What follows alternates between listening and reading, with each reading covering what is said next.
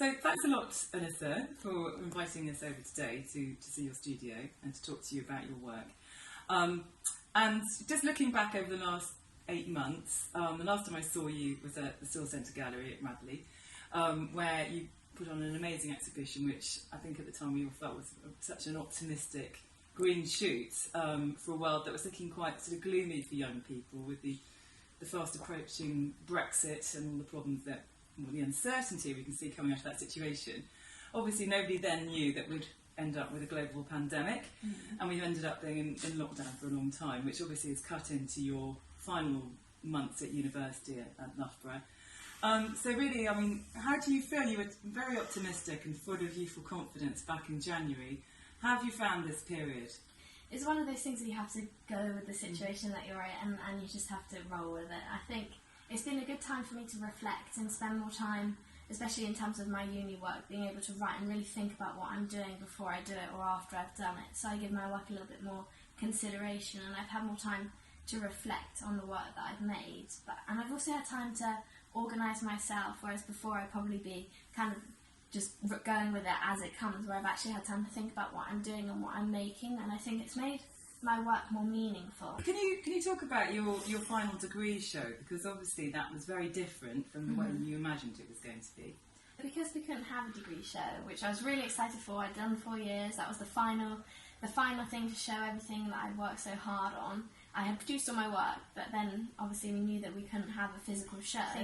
I had to make a proposed exhibition, so what I would have done, or we could have used a space of our choice, so we could do a proposal for an exhibition, something like the Turbine Hall, or you could have done it in the Loughborough Studios as it would have looked like, but you could go above and beyond. So I made a virtual exhibition in a completely random space, so it was just a white-walled gallery, and I was able to put every single piece that I felt really deserved a place in my degree show, instead of cutting it down to maybe 2 or 3 works that showed my paintings, which is really difficult, especially with abstract painting, to be able to whittle down what 4 years of work means to you. I was able to show my best work to the best of its ability next to each other, so it flowed really well as a cohesive exhibition. So I made a virtual exhibition, I think, with over 30 works, so it was a huge solo show that meant that I could have something to say for 4 years worth of work that people could go and view online from the comfort of their own home, and actually see the work and their details as you were in a gallery, which is really nice,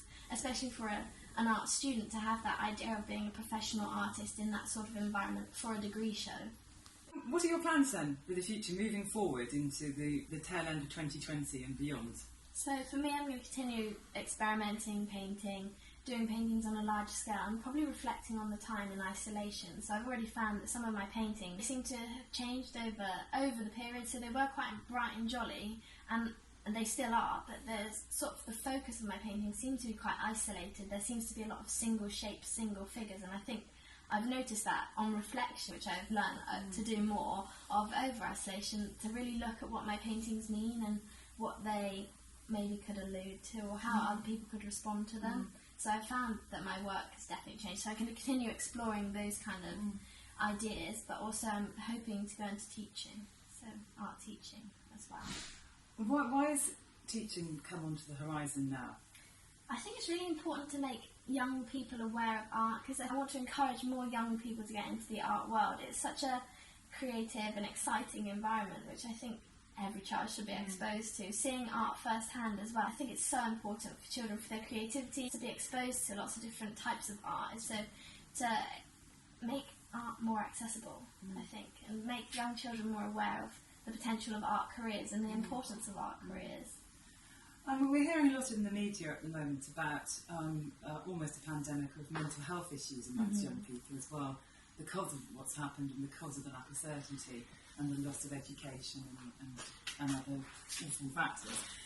Do you see art as vital in promoting well-being and helping people to find a way forward to make sense of this very difficult, extraordinary time that we found ourselves in? Totally. I think art's a way of engaging with the inner self. Even so, for me, I think my paintings, being alone and painting, is the way I can express myself totally, that words can't put into it. So I can show my emotions and my thoughts, or possibly ideas, through my choices of colour, types of mark making, I think it's just a great time to reflect. It gives you a chance to focus solely on something else and not think about anything else. You can completely shut off. Lifting as well. Personally, I get a real blast of energy from your work. Your choice of colour and the movement and the gestural energy. So Alyssa, you've spoken before about the influence of action painters like Jackson Pollock, and how you very much enjoy approaching a canvas without an image in your mind already, but with just an open mind, so you can respond to the materials in your hands and the canvas in front of you. And then the whole artistic process just takes whichever direction you're somehow, compelled to go in. Can you tell us about your techniques? I know you use lots of unconventional tools to make your marks, and even your own body. Can you talk a little bit about your technical approach? I think one of the things for me is I like to use my hands a lot. I like to be very tactile when I'm painting. I think it almost means that I can connect with the painting and the materials, and I actually feel like I'm part of it. So all of my ideas are going onto the canvas, but I'm acting in that split second to choose and react to the way so I might have just splashed a mark on, but I need to work quickly in order to stop the painting dripping or twist the canvas around. So I'm solely involved in that, so I'm purely concentrating on the painting. But also I like to keep mark making interesting with abstract painting, because I think you get a lot of dripping and splatting in a lot of paintings, but that you don't necessarily know where the techniques come from or how the marks have risen on the canvas. So I make my own paint brushes. These are some of the tools that I use. I often use a lot of the ends of brushes and brooms to create these big swooping marks, which is really important for me. This is one of my favourite ones at the moment. So I think it's a bit of a duster, but it meant that I could really scrape along the canvas and add. So I normally put a massive blob of paint and create the initial splatting motion using these. And this is a paintbrush that I made once I was at uni, which gets a lot of use. So it's got adjustable. It's kind of got an adjustable claw grip, which I can stuff bubble wrap or bristles, or I can add an extended brush, so I can use it from afar to create sort of unknown kind of marks that I wouldn't necessarily create if I was just using a normal paintbrush or my hands. So I use a combination of brushes and tools to create the marks to keep it interesting.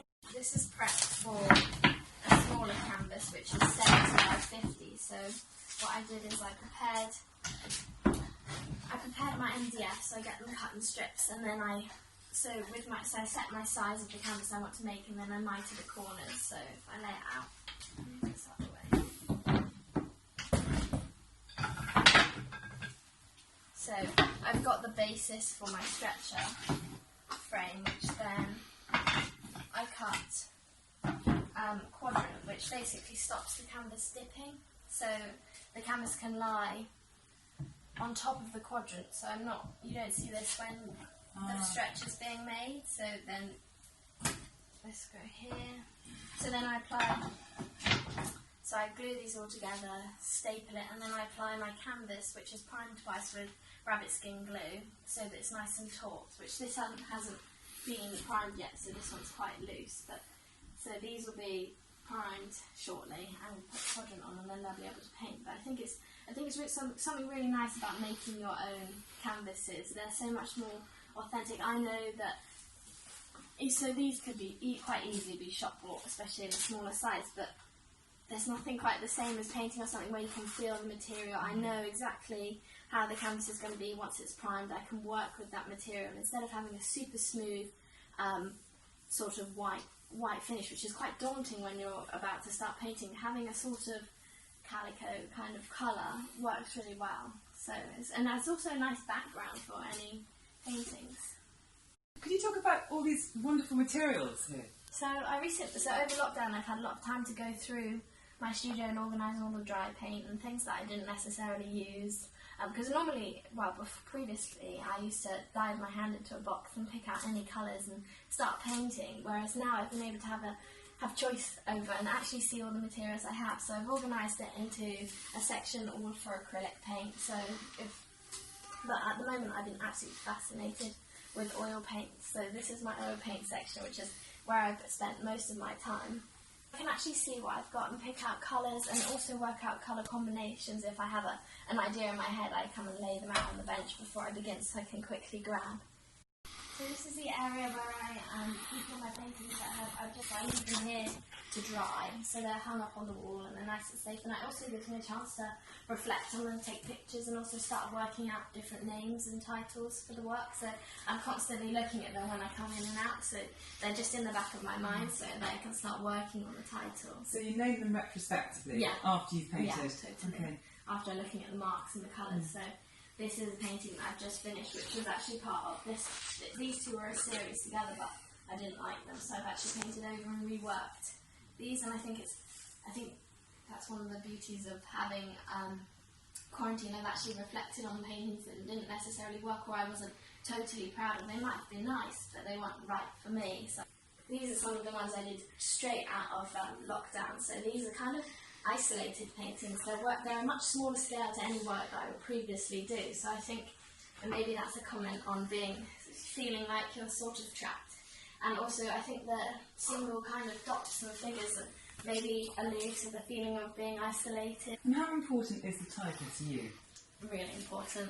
I think it's more important to the viewer, but it helps me give the work some sort of meaning, and I think it helps the viewer look for something in the work. They can actually find, maybe taking their personal experience and looking at the work and actually working to find a meaning for them. Brilliant. So this is a series I worked on for my final degree, where I was actually looking at the effect of oil paint and turpentine. So I was mixed my paints in parts. So I was looking at the gradients. So what I was doing for my final project, I was really looking at the process of painting. So I was stripping back all the colours and actually looking at paint as a medium. So I was basically stripped. So I got oil paint mixed in parts with turpentine, so I went up a gradient each time. So I was looking at the powerfulness of pigment. So I actually made a series where so this is one of the darker ones, so this is the lightest. I think this is 1 part paint to 9 parts turpentine, and this is probably 10 parts paint without turpentine. But I think looking at the colour and the saturation helped me understand my paintings and how the process, and actually really understanding what I'm trying to show, and how colour affects your mood and emotion. So this is quite soft, and this is quite intense, and how it makes you feel, and how it makes the viewer feel, and how they perceive the work. So is Roscoe an important person for you? Massively important. Rothko and Howard Hodgkin side by side I think the way they approach their work, such huge influences over my work and their style and their approach to abstract painting. So thank you so much for inviting us here today. It's been an absolute joy and totally fascinating, and really, really reassuring to know that you're as positive as ever despite everything that's happened since March. Thanks. Thank you very much. Thank you.